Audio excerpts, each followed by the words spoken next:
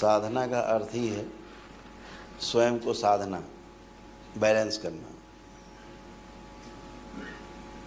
साधना कोई क्रिया नहीं है, क्रिया का दृष्टा होना, क्रिया का साक्षी होना साधना है। और जितना हम गहराई से दृष्टा भाव को स्थिर रख पाते हैं, उतना हमारा स्तर ऊंचा होता जाता है। साक्षी भाव जो है वो हमारी आत्मा का विषय है। साक्षी भाव शरीर का विषय बिल्कुल भी नहीं है, न बुद्धि का विषय है, बुद्धि से परे है।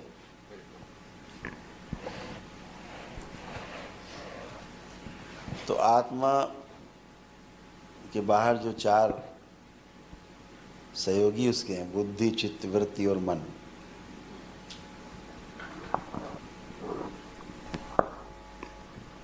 वो साक्षी नहीं होते। साक्षी उनका केंद्र है। केंद्र में आत्मा नामक तत्व, हम उसका नाम देते हैं आत्मा जी। आत्मा नाम इसलिए देते हैं कि परमात्मा का वो अंश है जी। शिव का अंश है जी। जिसे हम आकाश तत्व कह सकते हैं, महाआकाश, परम आकाश, जी। ऊर्जा, महाऊर्जा, परम ऊर्जा, कोई भी नाम दे सकते हैं। हर दो तत्वों को बीच में जोड़ के चलने वाली, सृजन या विध्वंस करने वाली जो शक्ति है उसका नाम है शिव।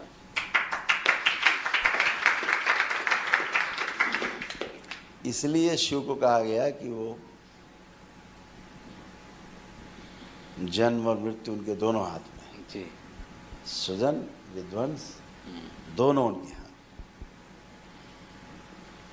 तो ये जो तत्व है वो एक निश्चित और अच्छी दूरी बना के रखता है। ये निश्चित और अच्छी दूरी चाहे हमारी उंगलियों के पोर की हो, चाहे कलाई की हो, चाहे गर्दन की हो, या हाथ की कोहनी, कोई भी जोड़ ज्वाइंट है पूरी बॉडी में, अंदर जो अंग हैं उनमें भी अंदर एक दायरा है सबका। एक अंग दूसरे अंग में नहीं मिल सकता। जी। जी। उनके बीच एक निश्चित और अच्छी दूरी बनी हुई है। ऐसे ही यह निश्चित और अच्छी दूरी प्रत्येक परमाणु के एक एक अंश में बनी हुई है। बिल्कुल। और यह जो निश्चित और अच्छी दूरी चाहे पृथ्वी और सूरज के बीच की हो, चाहे धरती और सूरज के बीच की हो, चाहे जितने भी ग्रह, गोल, नक्षत्र जितने भी हैं उनकी आपस की दूरी हो, वो एक निश्चित और अच्छी दूरी के कारण ही सुरक्षित रूप से गतिशील हैं। बिल्कुल। क्रिया में हैं। जी। और जो क्रिया में हैं ये इसलिए क्रिया में है कि जो शिव है, जो कि क्रियाशील नहीं है, क्रिया शून्य है, जी। उस क्रिया शून्यता की वजह से प्रत्येक इकाई जो दिखाई देती है वो क्रिया में है, क्रियाशील है।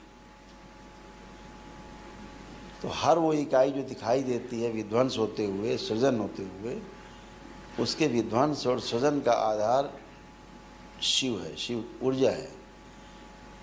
शिव का अर्थ होता है जो है ही नहीं। है ही नहीं का मतलब ये नहीं कि वो है नहीं, ना होते हुए भी सभी क्रियाओं का आधार वो है जो नहीं है। जैसे हमें आप सुन पा रहे हैं तो हमारे आपके बीच में जो स्पेस है, जो तरंगें बीच में बह रही हैं, उनके कारण आप हमें सुन पा रहे हैं। अगर ये स्पेस ख़त्म कर दिया जाए तो सब एक दूसरे में जुड़ जाएंगे, घुल मिल जाएंगे, लड्डू बन जाएंगे, अस्तित्व नहीं रहेगा।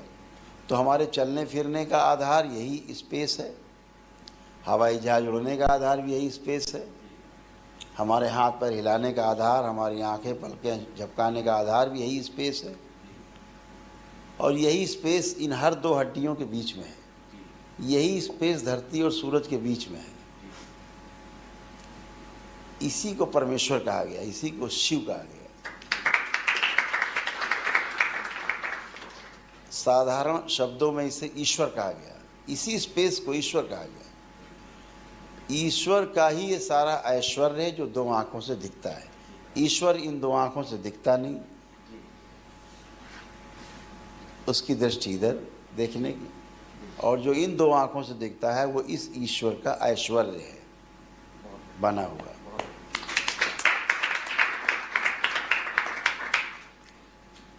जब ये निश्चित और अच्छी दूरी कम या ज़्यादा हो जाती है तो उसे रोग कहते हैं, रोग बनता है। अगर ये हड्डी की दूरी जो है कलाई की ज़्यादा हो जाएगी तो दर्द होने लगेगा। घूसा मार दिया, कम हो गई तो दर्द होने लगेगा। तो कम या ज़्यादा होना, सूरज का और धरती की जो दूरी है अगर थोड़ी सी कम कर दी जाए धरती नष्ट हो जाएगी।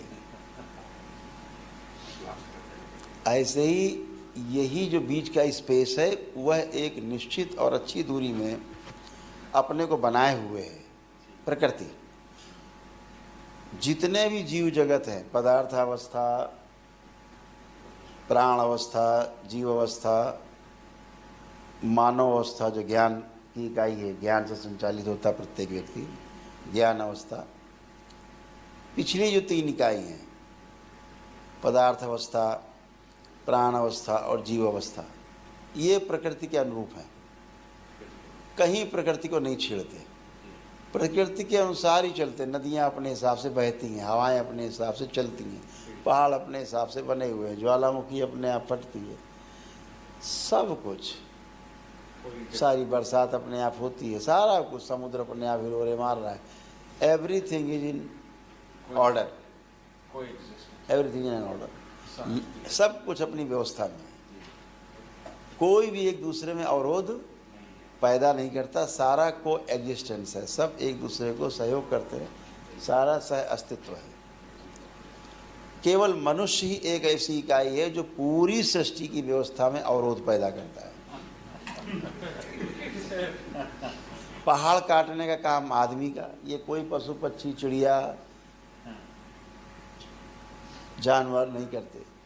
पहाड़ सारे काट डालने का काम मनुष्य का, सारे पेड़ पौधे काट डालने का, जंगल काटने का काम मनुष्य का, सारे जितना धरती का नीचे से निकाल के कोयला ऊपर ले आओ जला डालो, तेल निकाल दो जला डालो, ये सब काम मनुष्य का।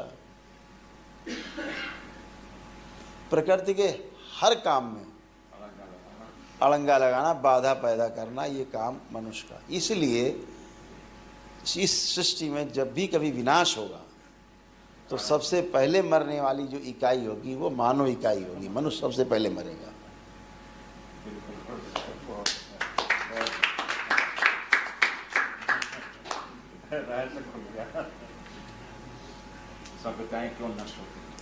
जितने भी हम पदार्थ अवस्था में, कभी हम पदार्थ रहे हैं, कभी हम प्राण अवस्था में पेड़ पौधे रहे हैं, कभी हम जीव जंतु रहे हैं, आज ईश्वर कृपा से, गुरु कृपा से हम मनुष्य शरीर में हैं। पीछे जितने भी हमारे जन्म रहे हैं, किसी भी रूप में रहे हैं, उन सब का, सब की स्मृति इस वर्तमान शरीर के साथ संबद्ध है। कारण शरीर में पूरा गठजोड़ है, पूरा जोड़ है। हम आपको यात्रा इसीलिए, दरबार आपको यात्रा इसीलिए करा पाता है, दूसरे आयाम में ले जा करके, दूसरे कालखंड में लाखों वर्ष पीछे ले जाके आपको यात्रा करा पाता है, क्योंकि आपके अंश वहाँ पर मौजूद है। जो आकर्षण है उसमें आप,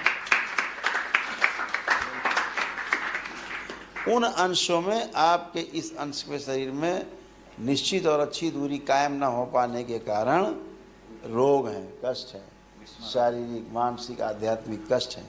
दरबार जब आपके इस अंश से आपका मिलन कराता है तो एक निश्चित और अच्छी दूरी कायम करता है आपके उसके बीच में, तो वहाँ से आपको आनंद की अनुभूति होती है। जैसे पिछले महाभारत काल में ये नहीं जब युद्ध में थे तो इनके तीर घुसे हुए थे सारे घुटनों में, गर्दन में, यहाँ बैक साइड में तीर ही तीर घुसे हुए थे और तड़प तड़प के इनकी मृत्यु हुई, सड़गल के सब सड़े, बहुत दिनों मृत्यु इनकी हुई उस युद्ध क्षेत्र में। वो कष्ट दर्द इनको अभी तक बने रहे, सड़गल रहा था और उनके डॉक्टर ने बता दिया कि काटना पड़ सकता पैर। दरबार ने जैसे ही वो स्मृति नष्ट की, उनके उस कालखंड में ले जाके इनका कष्ट चला गया, ख़त्म। और ये सब पस जो बन रहा था, सारा पस इनका सूख गया है, लगभग अभी 90% में भी कि ये स्वस्थ है इनका पैर। क्या बोलते हैं ये, व्हाट डिड ही से? Gurudev just explained. Sorry, I didn't translate what Gurudev continued. I will explain it later. योद्धा के रूप में अच्छा युद्ध लड़ा भीष्म पितामह के सहयोगियों के रूप में, दाएं बाएं सेना में, टुकड़ी में, अलग अलग टुकड़ी में। जैसे वीरा के कष्ट थे, ये भी योद्धा थी, पुरुष के रूप में थी उस महाभारत काल में, तो ये भी युद्ध लड़ी। इनको भी जो एक पीछे से तलवार एक थी, इसमें पेट से घुस करके और पीछे यहाँ निकली थी, तो इसलिए जलन होना, दर्द होना, इन्फेक्शंस, ये सारे इनको बने रहते थे, बैक में भी बने रहते थे वीरा को। बट अब नहीं, उस कालखंड में यात्रा के बाद वो कष्ट भी वीरा के नष्ट हो गए। उस यात्रा में एक चीज़ और भी बताई थी कि बहुत बड़ा बी हाइव जो मधुमक्खी का छाता था, but it was like in this shape and not in this shape, right? Yes, and I just meditated, could find it out because that was the army's structure of Yes, correct. army structure, Correct, सही देखा। and that because you were on the same side, so both of you in your journey saw the beehive, which was actually the But army different battalions. army दोनों battalion. Yes. It looked like bee because इतनी भीड़ थी, view रचना वो। View रचना थी वो। गुरुदेव वो आज सुबह देखा था वो कि वो चीज़ दोनों का एक चीज़ कैसा है, तो फिर व्यू रचना देखी कि अच्छा ऐसे व्यू रचना थी। तो आप घुटने ठीक हैं? Any pain, any problems? No? All clear. Actually, I had pain in the back since the childhood, and that disappeared, and that disappeared as well yesterday. In fact इसके घुटने के अलावा इनको बचपन से कमर में पीछे बचपन से दर्द था, जो जिसके बारे में इन्होंने कभी बताया नहीं क्योंकि बचपन से था, तो कल वो भी चला गया। Yes.